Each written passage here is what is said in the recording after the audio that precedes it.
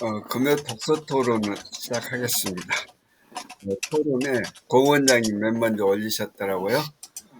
공 원장님 말씀 듣고 유 대표님, 박영서 대표님 이런 순서로 진행하겠습니다. 네, 요즘 이제 시간이 잘 안 돼서 이제 조금 뜸했었는데 이제 지난주부터 이제 다시 좀 시작을 같이 참여하는 게 이제 기에르 케고르의 작품에 관련해서 이제 계속 하고 계시는 팀이 여기 부산에서 하는데 확실히 이거 SNS의 힘이 강하기는 해요. 옛날 코로나 때 시작한 그때 모임이 그것도 이제 지금까지 이제 계속 지속적으로 하고 있는 거고요. 이게 독서 토론을 하는데 여기는 이제 1시간 반 정도 진행을 하면서 자기가 읽었던 파트들이나 이런 걸 보고 오고 한 분이 발제자가 계셔서 그분이 이제 전체적으로 1시간 정도 발제해서 발표를 하시고 그리고 이제 한 30분에서 40분 정도 이제 대화를 나누는 형태로 이렇게 이제 독서 토론을 하는 모임이거든요. 이제 지금 하는 요 책은 기엘 케고르의 공포와 전율이라는 그런 책이고요. 요 책은 기본 기독교 그러니까 우리 보통 알고 있는 아브라함과 이삭에 대한 이삭을 이렇게 제단으로 바치는 그 문제 때문에 이야기고 제일 중요한 내용은 이제 믿음을 주제로 해서 이제 진행을 하는데 결국은 그 내용 중에서 아브라함이 일반적으로 봤을 때는 아브라함이 이삭을 이렇게 제단에 바치는 거는 아들을 죽이는 거잖아요. 근데 또 신앙적인 종교적인 측면에 봤을 때는 그거는 일단 제물로 드리는 거고 그 차이에서 오는 믿음을 풀어나가는 그런 이야기가 이제 주로 돼 있고요. 그 이야기를 진행하는 과정에서 이렇게 성경 번역의 오류에 관련돼 있는 내용을 이제 좀 다루었습니다. 근데 그 중에서 우리 미켈란젤로의 유명한 작품 중에 천지창조나 뭐 이런 것도 있고 모세의 뿔이라는 게 있는데 그 모세의 뿔이라는 게 그러니까 모세의 뿔이 탄생하게 된 배경 그거에 대한 이제 설명이면서 그게 성경을 잘못 해석해서 생긴 그런 예로 이렇게 드러났거든요. 근데 이제 모세의 상에서 모세가 이렇게 뿔이 있는데 사람이 뿔이 있을 수가 없잖아요. 그 뿔이라는 게 어떻게 해서 잘못해서 번역되었다. 그 바람에 이제 그냥 그게 빛 이런 거로 원래 원서에는 돼 있는데 그걸 잘못 해석해서 뿔로 해석해서 문제가 생긴 거. 근데 그 뿔이라는 의미가 또 그런 의미가 있다. 이런 거에 대한 이야기인데요. 성경의 번역에 대해서 오류가 문화로 들어왔을 때 오류나 영향 이런 거에 대한 내용들을 또 다시 그날 다루는 그런 시간이었습니다. 그래서 이 내용은 그냥 올려놨으니까요. 그냥 간단히 보시면 쉽게 또 하실 수 있는 내용이라서 이렇게 소개했습니다. 이상입니다. 감사합니다. 소개. 그런데 이제 재단 사건 이후에 소리 꺼져 있습니다. 마이크 꺼져 있습니다. 예. 전에는 이웃집이 조용했는데 요즘은 이웃집에 이 사람이 입주해가지고 그것도 이제 이 새를 들어와서 사는데 이분들이 이 대화가 아주 많아가지고 잠깐 껐습니다. 그런데 재단 사건 이후에 아브라함하고 이삭이 함께 귀가를 안 하고 따로 귀가를 했다 하는 그런 이 얘기가 있더라고요. 이제 성경적으로 나중에 이삭의 위치가 어디라고 하는데 제가 이 기억을 잘 못하는데 아브라함은 원래 살던 데로 가고 이삭은 따로 갔다. 그래서 두 분의 사이가 어떻다 이런 얘기도 하던데 하여튼 요즘은 그런 부분까지 이렇게 이 얘기가 되고 그렇더라고요. 네, 다음 유 대표님 부탁합니다.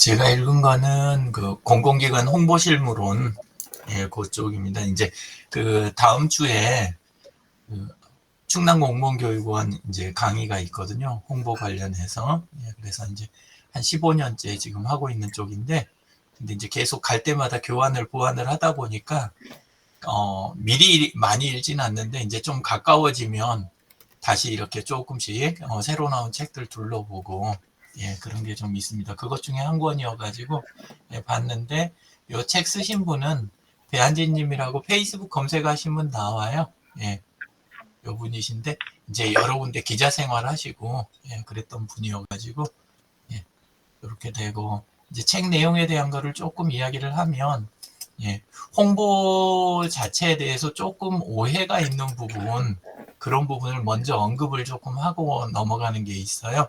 예, 그래서 그 실제 홍보는 실제 그 지금 세계적으로 다 쓰이는 건 PR이라는 걸 쓰지 홍보라는 단어는 일본하고 우리나라만 쓰는 단어라고 해요. 예, 근데 홍보를 처음 이제 그 단어 쓰는 거는 일본이 썼던 기록은 있지만 실제는 우리나라에서도 60년대나 뭐 요때 이후까지 해서 한 70년대 초반까지 해서는 PR이라는 단어를 훨씬 많이 썼다고 그래요. 그랬는데 TV가 나오면서 기자들이 일자리에 대한 두려움이 생기니까 광고하던 사람들하고 기자들이 그 옛날 단어인 홍보 단어를 끄집어내고 PR이라는 단어를 없애는 그 작업들이 쭉 진행이 된 거예요. 예, 그렇게 해서 원래는 해외에서는 대중관계학이라고 그래가지고 대중들과의 관계를 어떻게 형성해가고 그거를 통해서 이제 브랜드라든가 그 다음에 우호적인 관계를 형성하느냐 요쪽으로 다 발전이 돼서 나중에 마케팅 쪽을 이 발전이 되게 되는데 이제 우리나라는 그때 이제 그 기자들하고 광고하던 분들이 PR을 홍보로 단어를 바꾼 것 때문에 그것 때문에 마케팅 쪽에 대해서 후진국이 되는 그리고 이제 오히려 SNS라든가 나중에 이런 쪽으로 가면 관계에 대해서 기회가 왔다 이렇게 생각을 하는 게 아니라 어떻게 하면 이걸 막아야 되느냐 이쪽으로 이제 초점이 잡히는 그런 역사에 대해서도 이제 이쪽에서 책을 읽다 보면 많이 이제 그 이해가 되는 그런 부분들이 많이 나오더라고요. 그래서 실제 기업이라든가 이렇게 체계적으로 접근하는 데들 같은 경우는 커뮤니케이션하고 관계에 집중을 하고 기업이나 이쪽은 근데 이제 그 신문 세대라든가 그 다음에 이제 옛날 그 광고 세대 요쪽 위주로 돼 있는 공공기관들은 계속 그 홍보라는 단어에 치여가지고 어떻게 생각하냐면 그냥 만들어서 뿌리면 이렇게 알아들어라 요쪽으로 많이 굳어지는 그래서 이제 굉장히 우리나라 공공홍보 쪽이 많이 그 후진성을 면하지 못하고 있다.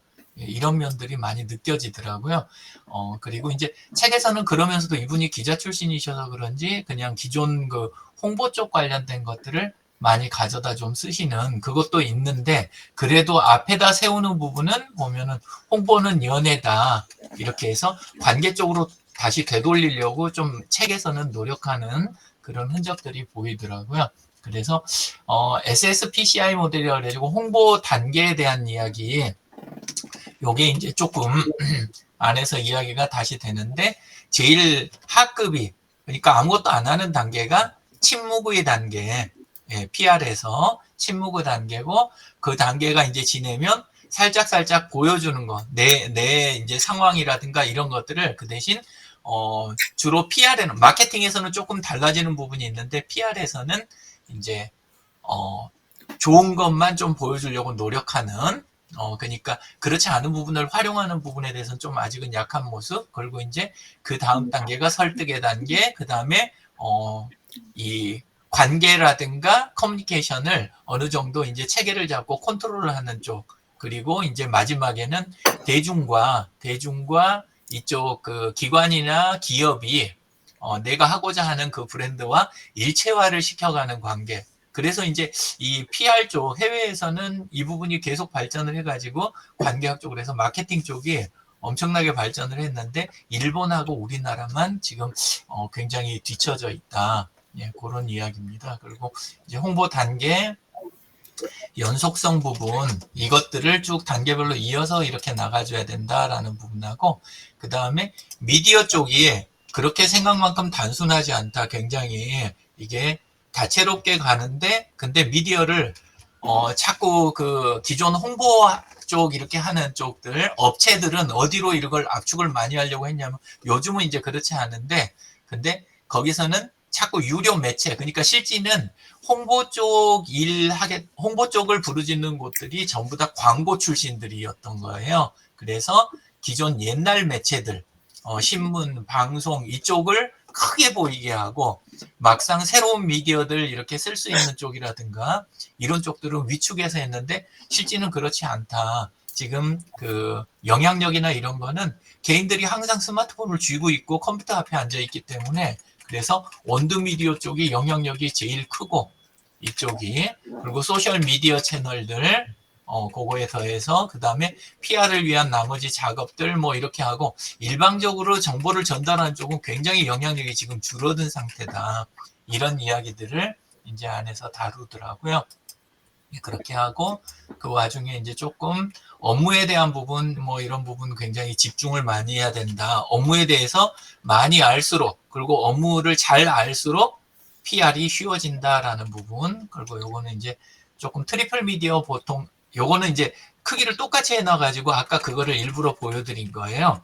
예, 이쪽은 그냥 이렇게 3분할식으로 해놨는데 이건 약간 광고 쪽 사람들이 만든 또는 이해를 못한 쪽이 만든 그런 쪽이고 그 다음에 이제 이 책에서는 IMC 전략이라고 해가지고 IMC 마케팅 그래서 기업 브랜드는 마케팅 활동 브랜드가 먼저 정의가 되고 그 다음에 그쪽을 통해서 다양한 마케팅 활동을 하면서 결국은 커뮤니케이션이고 그 다음에 관계를 강화해서 하나의 목소리 그러니까 대중들과 사내와 사외가 하나의 목소리가 나야 된다. 그런데 오히려 요즘은 어떻게 되냐면 대중의 목소리 쪽에 끌려다니는 그게 왜 끌려다니게 되냐면 사내에 있는 그 직원들이 월급을 받는 사람들이 목소리를 바깥에다 SNS라든가 소셜미디어 쪽 목소리 내는 거를 전부 안 하려고 하는 것 때문에 안쪽과 바깥의 목소리가 달라지는 이런 것 때문에 사실상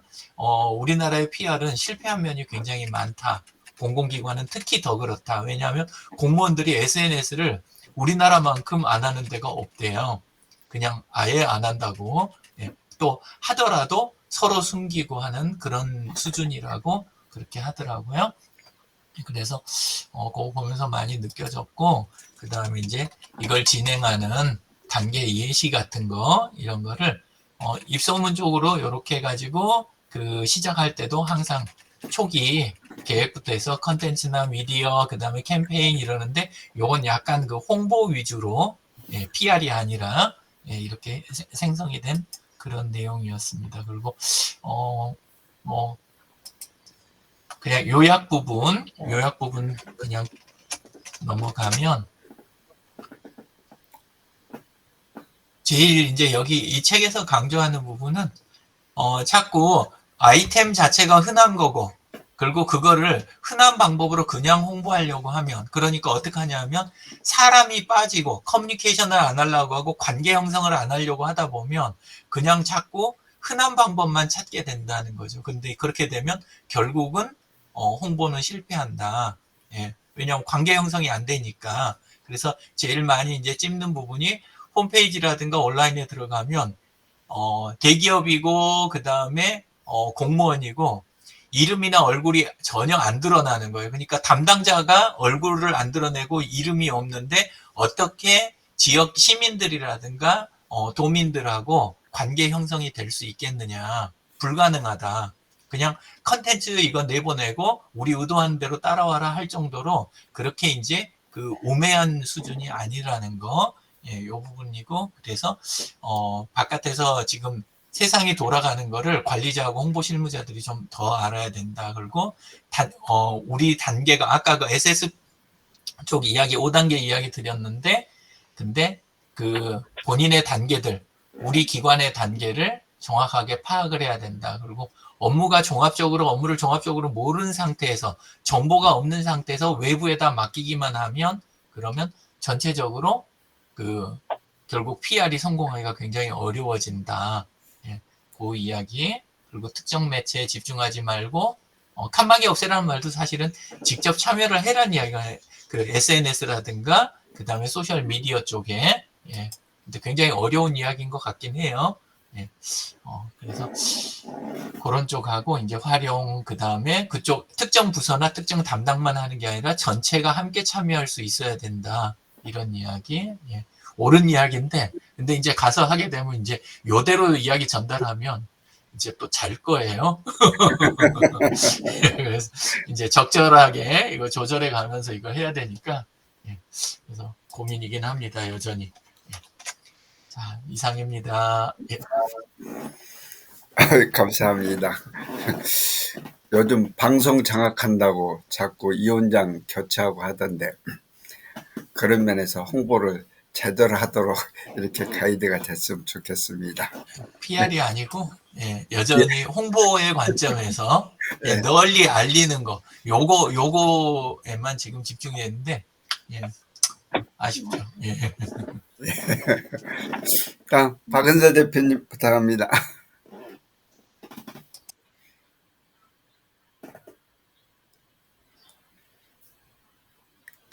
마이크 꺼져 마이크 있습니다. 꺼져 있습니다.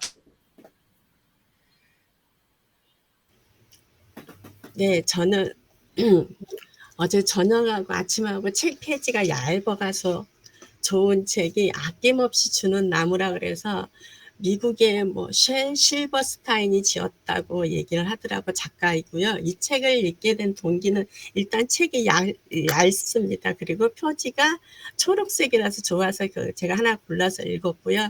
이 책의 내용은 소년과 나무의 우정에 대해서 얘기하고 소년이 성장을 해서 노인이 되는 과정 중에 나무한테 무조건적인 받는 사랑, 희생, 쉽게 얘기하면 열매를 따서 팔 수 있는 거 아니면 가지를 줄기를 재단해서 팔 수 있는 이런 용도도 알려주면서 그걸로 인해서 소년이 성장하면서 돈도 벌고 또 여행도 다니고 나름대로 성장해 가고 있는 도중에 이 나무가 마지막에 밑동만 남겨놓고 모든 걸 헌신한다.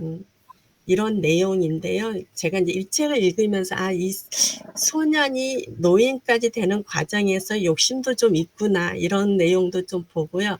그 다음에 이 나무의 전폭적인 희생 그러면서 우리 부모님 세대가 그러지 않았나 이런 생각도 좀 해보고요. 그러면서 이 나무의 사랑 저는 그렇게는 안 될 것 같다는 것도 좀 생각해 보면서 이 책을 읽었습니다. 여기까지입니다. 감사합니다. 네, 감사합니다. 요즘은 마처 세대라고 그래가지고 부모님 섬기는 마지막 세대, 자녀들로부터 섬김을 받지 못하는 처음 세대라고 그렇게 얘기를 합니다. 그래서 아낌없이 주는 나무가 되기가 쉽지가 않아요. 그렇게 하다 보면은 노후 준비가 안 되니까 네. 과연 지금 세대가 그렇게 아낌없이 줄 수 있을까 하는 생각을 해보게 됩니다. 좋은 소개 감사합니다.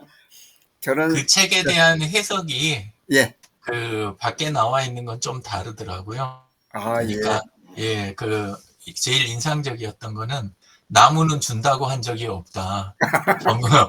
전부 사람이 수탈을 해놓고 그거를 미화시키는 정말 지극히 인간의 이기적인 그런 작품이다.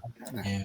그리고 그거를 인간관계라든가 사회에 적용하면서 그렇게 미화를 시키면서 수탈하는 과정을 인류는 정말 엄청나게 해왔다. 그래서 그거에 대해서 똑바로 볼 수 있어야 된다.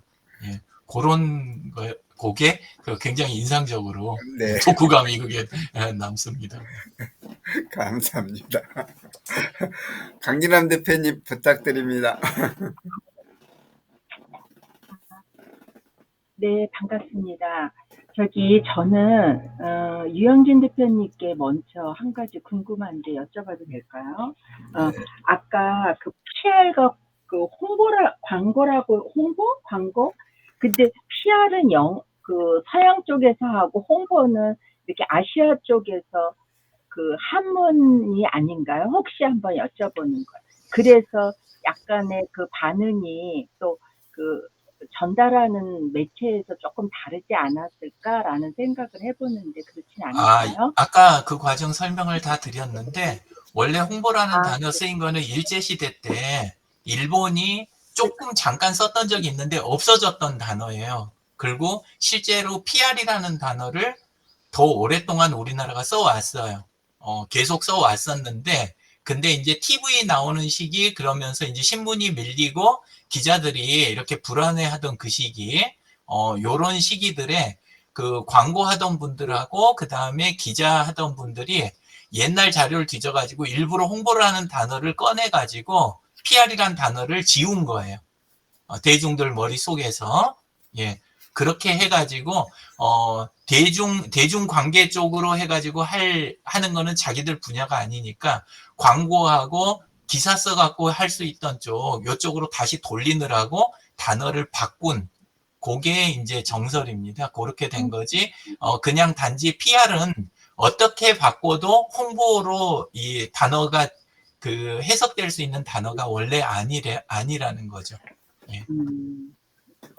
1900년 이후 때 일어난 일들이군요.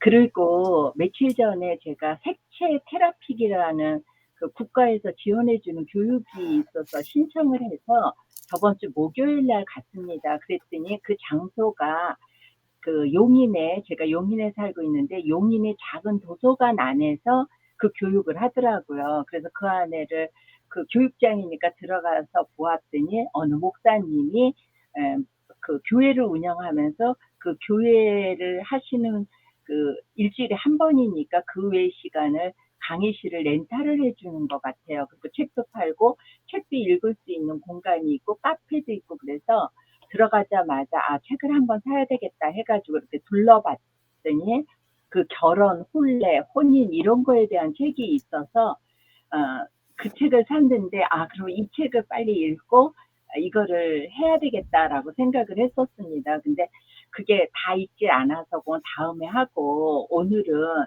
그 여기 보면 이게 제가 아직도 익숙하지 못해서 그 페이스북에 올리고 이러는 게 잘 되질 않는데 이거 지금 보이시죠? 네. 네네. 이 책인데 이게 일본 사람이 쓴 책인데 이것도 2008년도에 쓴 책이더라고요. 저는 이제 책들을 옛날에 있던 책들을 다시 한번 이렇게 한 번씩 이렇게 넘기면서 옛날에 줄쳤던 것들 다시 한번 상기시키고 이런 시간을 조금 갖고 있는데 여기에서 주는 메시지는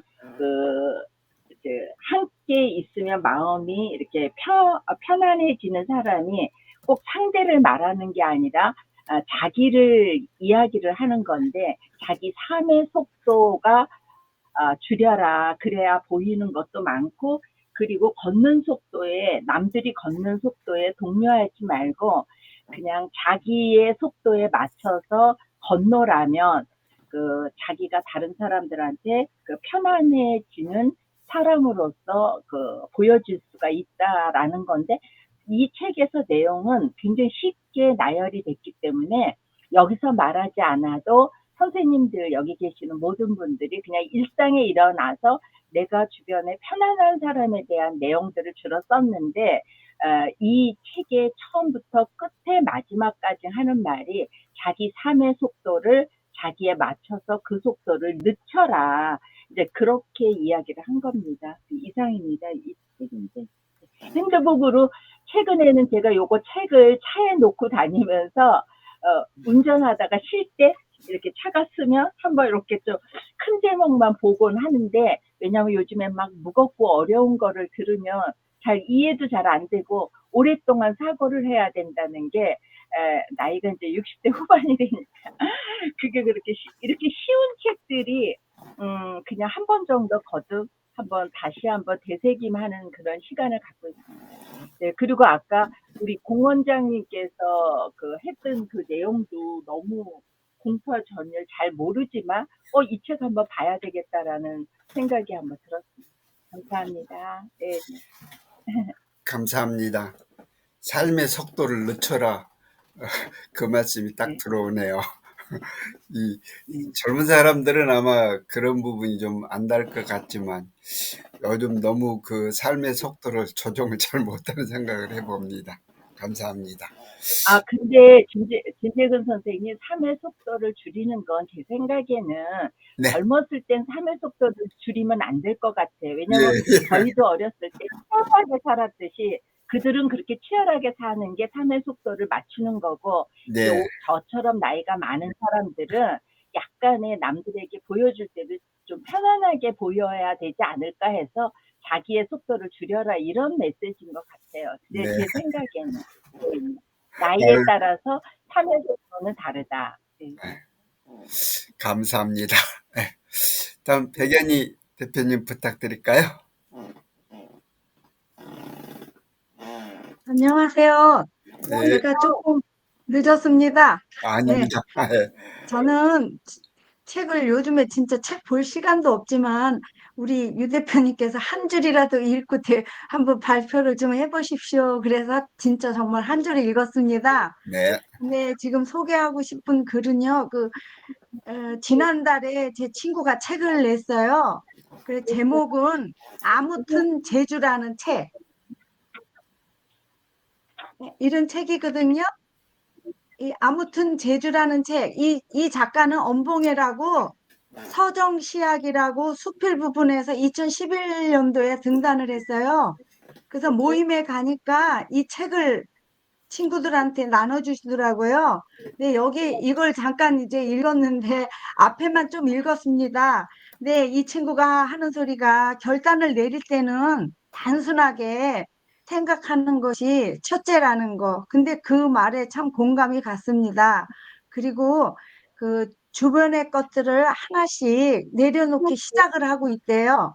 그래서 3년 만에 자신이 했던 모든 그 취미 생활, 그래서 이제 3년 만에 그 악기도 이제 소리를 낼 수 있고 모든 거를 적성이나 그 재주와는 유무 상관없이 매달리던 그림도 그리던 걸 내려놨대요.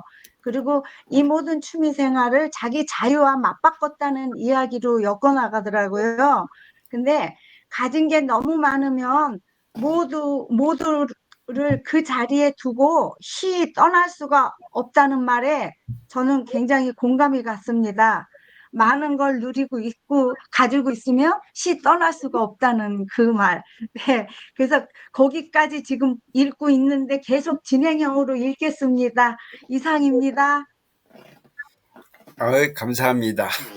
책 제목이 아무튼 제주라는 책 맞습니까? 네.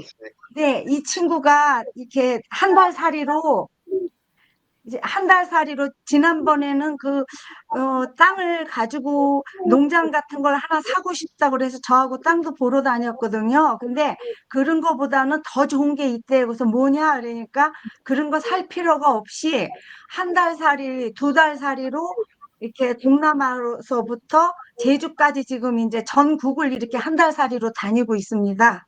네, 감사합니다. 네, 좋은 소개 감사드립니다. 저도 시간이 벌써 29분이니까 빨리 진행을 하도록 하겠습니다.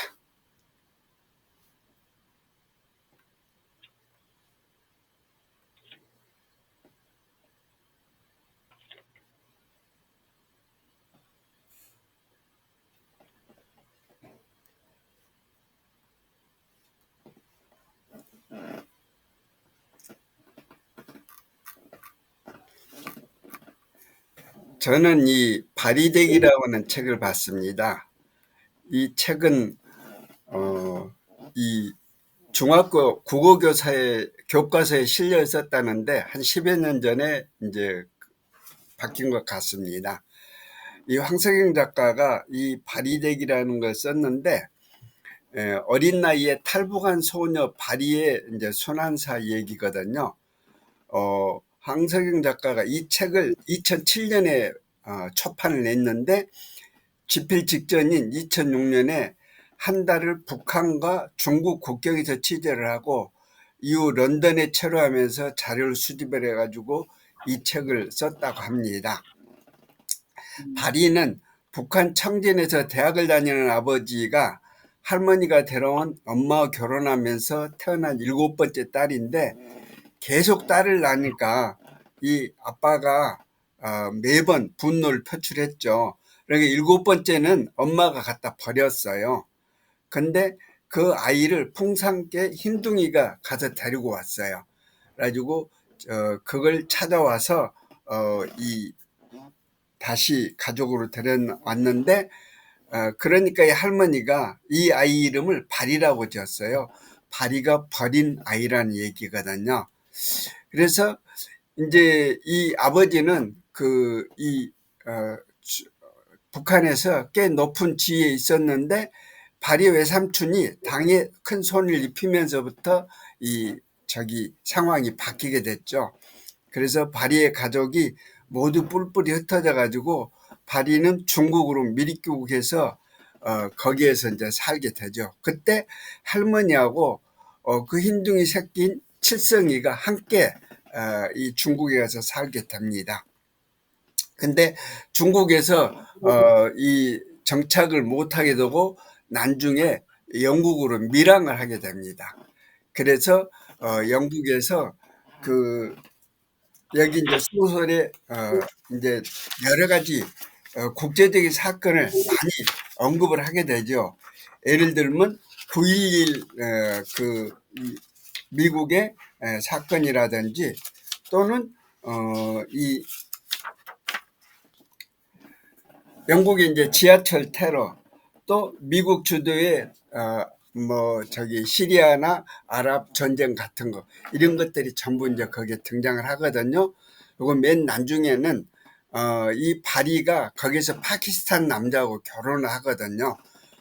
근데 그 파키스탄 남자가 그 파키스탄 전쟁이 나니까 거기에 이제 출전을 했다가 이제 살아 돌아오는데 그 관타나모 수용소에 이제 거기에 수용된다는 그런 식의 이야기들. 그러니까 국제 상황에 있던 여러 가지 문제들을 제기하는 그런 얘기를 하는 거지요. 근데 이제 이 책 뒤에는 작가가 이 발휘되기 의미를 이제 알려주는 인터뷰를 또 올려놓은 것도 있고, 그 다음에 중간에 바리가 그 파키스탄 남자와 결혼해서 아기를 낳는데 그 아기가 이제 죽어요. 죽으니까 이 바리가 이 아무런 악한 하지 않았는데 신은 왜 저에게 고통을 주는 거예요 하고 이제 그 항의를 하는 거예요. 그때 이제 신랑의 할아버지가 신이 우리에게 바라는 것이 그런 거다. 그러니까 적응해서 살라. 이제 이런 식의 이 얘기를 하고, 여기에서 이제 그 부제가 생명수라는 말이 나와요. 근데 이 생명수라는 것은 결국 희망을 강조한다. 그러니까 바리가 이 영국의 런던에서 그렇게 살아가면서 엄청난 그 고통을 당하고 하는데 거기에서도 타인과 세상에 대한 희망을 버려서는 안 되는 말이 여기에 이제 글이 나오거든요. 그래서 이런 측면에서 참 이 근래 이 좋은 소설 아니었는가. 이렇게 설화를 모티브로 해가지고 그걸 현대에 적용을 해가지고 이걸 써냈다는 거. 이 책을 쓴 이 황석영 작가는 장길산이라고 하는 책을 또 썼죠. 심청도 쓰고 개밥바라기 별도 쓰고 이 외에도 많은 책을 썼습니다. 그래서 그런 면에서 좀 우리가 이 책을 좀 많이 좀 도움이 되지 않을까 해서 소개를 드렸습니다.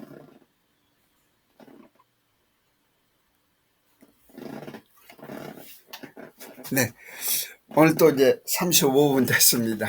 늘 시간이 좀 부족하다 그런 생각을 하면서도 시간 늘리고 싶은 그런 욕구를 갖고 있습니다. 혹시 다른 말씀하실 거 있으면 하시죠. 강기남 대표님 질문 안 하셔요? 아니, 다 나가시면은 김재근 선생님한테 예. 작은 도서관에 대해서 궁금해서요. 아, 작은 그래요? 도서관. 다 예. 나가신 다음에. 예. 그러면 이제 오늘 금요 독서 토론을 끝내도록 하고요. 이 즐거운 주말 되셨으면 합니다. 특히 비가 많이 온다니까 신경 쓰셨으면 합니다. 감사합니다. 감사합니다. 감사합니다.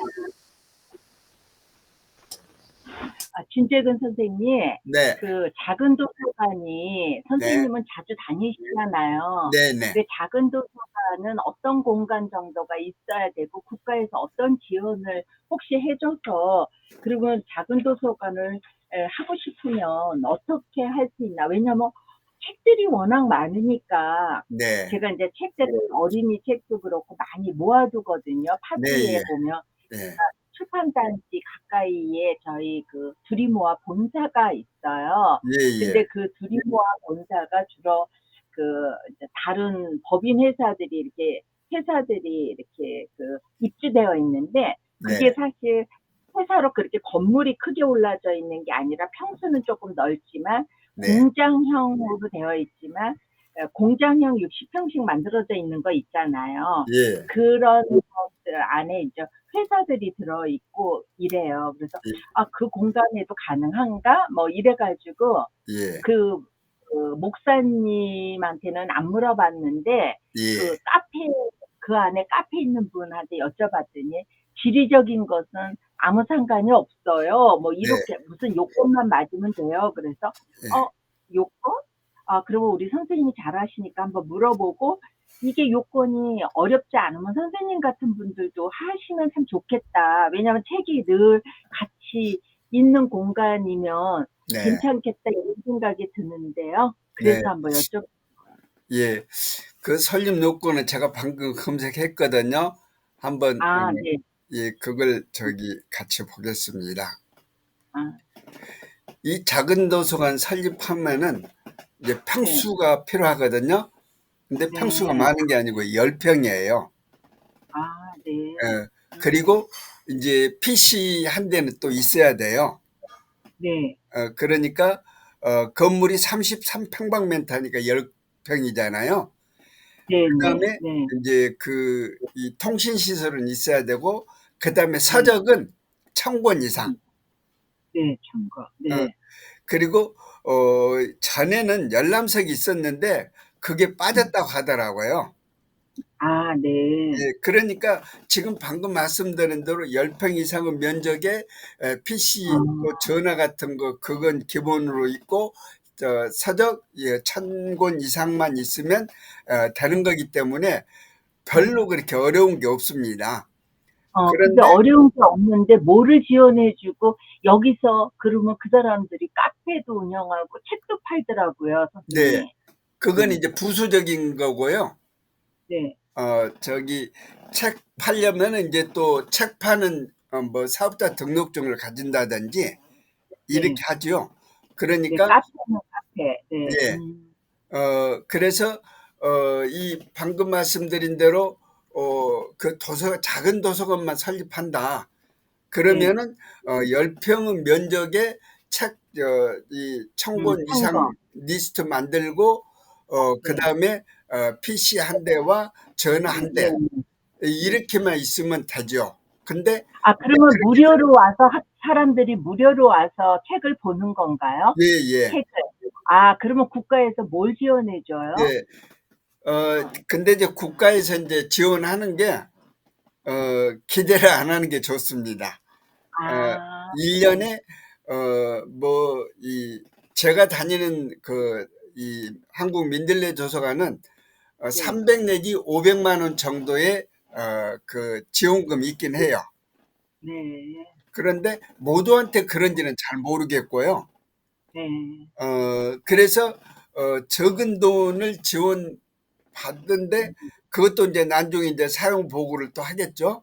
네. 그렇긴 하는데 그렇게 기대할 만한 수준이 아니다. 그런데 이제 작은 도서관을 설립을 하면 또 작은 도서관 협회 같은 데 가입을 하겠죠. 네. 그럼 그쪽에서 이제 도서를 보내준다든지 무료로요. 네. 출판사에서 받은 도서를 보내준다든지 그런 것이 있고요. 또 네. 이제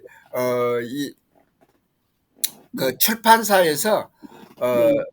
직접 또 이렇게 해주는 경우가 있는데, 그런 경우 이제 신청을 하게 되면 뭐 월간지 같은 거 네. 이런 걸 하기도 하고 합니다. 음. 근데 이제 그건 설립한 다음에 이제 그런 데를 좀 알아보고 이제 해야 되겠죠. 음. 예.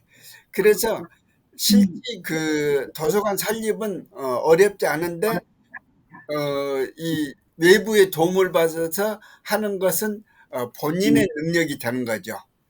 이제 그 기부를 받는다든지 이래야 되니까 고가로부터는 그렇게 큰 도움은 없다라는 거죠. 그래서 전국적으로 한 7,000개 정도의 작은 도서관이 있는 걸로 알고 있습니다. 근데 그 예산도 최근에 또 많이 줄어들었어요. 그러니까 지원이 갈수록 또 더 없어지는 거죠. 네. 그런 상황입니다. 아, 네. 예. 알겠습니다. 이게 선생님 보니까 자기가 은퇴하고 리타이어하고 네, 조그만 사무실 하나를 차리려고 네, 자기 갈 만한 공간을 하나 만들자 해서 만들어 놓으면 좋을 것 같아요. 예, 저 그렇죠. 가서 생각이. 그래서 그분도 이제 목사니까 거기서 목회를 하시면서 네, 남는 시간에 그 강의실도 렌탈해주고 여러 가지 수익 구조를 내게 만들더라고요. 예, 예, 저렇게들 하시는구나. 그럼 국가에서 예산을 얼마나 나오나 그랬더니 예, 그래도 한 300에서 얼마씩은 나오는 거군요. 예, 네. 네. 왜냐면 책들이 많으니까 사람들이 책이 있는 사람들이 만들어 놓으면 좋겠다 이런 생각이 은뜩 들어가지고 네. 금년에는 그 이제 사서가 일주일에 한 네. 2번 정도 파견 나오긴 하더라고요. 파견이 예. 나와요. 그러면 이제 그 사서가 이제 그 업무를 좀 도와주고, 이제 예를 들어서 프로그램 같은 것도 운영할 수 있고요. 그렇죠. 뭐 어린이를 대상으로 한다든지 주민을 대상으로 한다든지 이런 프로그램을 한다든지 할 수도 있죠. 근데 이제 그런 걸 하려면은 이제 어쨌든 대표가 좀 그런 데 대해서 또 많이 알아야 되는 그런 부분입니다. 예. 알겠습니다, 네. 선생님. 너무 뭐 감사해요. 어렵지는 않습니다. 네. 예. 감사합니다. 고맙습니다. 네. 좋은 하루 되십시오. 네. 네.